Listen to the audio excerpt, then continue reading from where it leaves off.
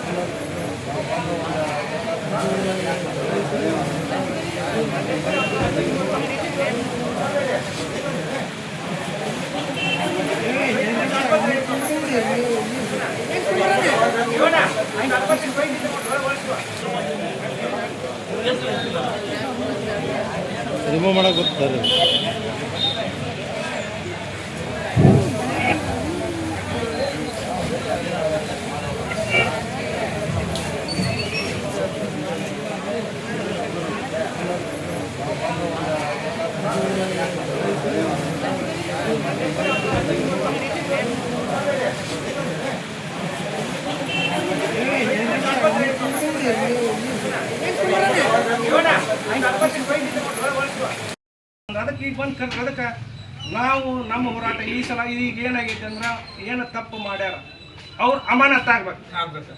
ತಪ್ಪು ಮಾಡಿದವ್ರು ಅಮಾನತ್ ಆಗ್ಬೇಕು. ಯಾಕಂದ್ರೆ ಇವರು ನೋಡ್ರಿ ತಾಲೂಕು ದಂಡಾಧಿಕಾರಿ, ತಾಲೂಕು ಸುಪ್ರೀಂ, ಇವ್ರು ಮಾಡಿದ್ದಕ್ಕೆ ಎಲ್ಲ ಪಂಚಾಯತಿ ವ್ಯಾಪ್ತಿ ಹದಗೆಟ್ಟವು. ಕುಂದ್ರಳ್ಳಿಯಾಗ ಸತಿಗೆ ಇವಾಗ ಮಂಜುನಾಥ್ ಗೌರಿ ಅಂತ ಒಬ್ಬ ನಮ್ಮ ಪಂಚಾಯತಿ ಮೆಂಬರ್ ಏನ್ರಿ ಇನ್ನೂ ಮಾಡ್ಯಲ್ಲ ಅಂದ್ರೆ ಇನ್ನೂ ಬಂದಿಲ್ಲ, ಸೇಟ್ ಲಕ್ಷ್ಮೇಶ್ವರದಾಗ ಮಾಡಿಲ್ಲ, ನಮ್ಗೆ ಕೇಳ್ತಿರ್ನ ಅಂತ ಹೇಳಿದ್ರಂತ. ನಾವು ಯಾವ ಮಟ್ಟದಾಗ ಬಂದೇವಿ ಈಗ? ಅದಕ್ಕೆ ನಾವು ಈಗ ಏನು ಕೂತೇವಲ್ಲ, DC ಅವ್ರು ಬರ್ಬೇಕು. ತಪ್ಪು ಮಾಡಿದವ್ರನ್ನ ಅಮಾನತ್ ಮಾಡೋ ಮಟ್ಟ ನಮ್ಮ ಹೋರಾಟ ಇರ್ತೈತಿ. ನಾವು ಇವತ್ತೇನು ಕುಂತೇವಲ್ಲ, ತಾಲೂಕು ವ್ಯಾಪ್ತಿ ಎಲ್ಲರೂ ಕರಿತೇವೆ, ರಾಜ್ಯ ವ್ಯಾಪ್ತಿ ಕರಿತೇವೆ. ಅದು ಎಷ್ಟು ದಿನ ಹಾಕತ್ತೆ ನಾವು ಅಹೋರಾತ್ರಿ ಧರಣಿ ಮಾಡಿ ಅದು ನಾವು ನ್ಯಾಯ ಸಿಗೋ ಮಟ್ಟನೂ ಧರಣಿ ಮಾಡ್ತೀವಿ ಅಂತ ತಿಳ್ಕೊಂಡು ಇಲ್ಲಿ ಸೇರ್ತಕ್ಕಂಥ ಎಲ್ಲ ಹಿರಿಯರಿಗೆ, ಚೆನ್ನಮ್ಮನ ಅಭಿಮಾನಿ ಬಳಗ ಬಂದಿಸಿ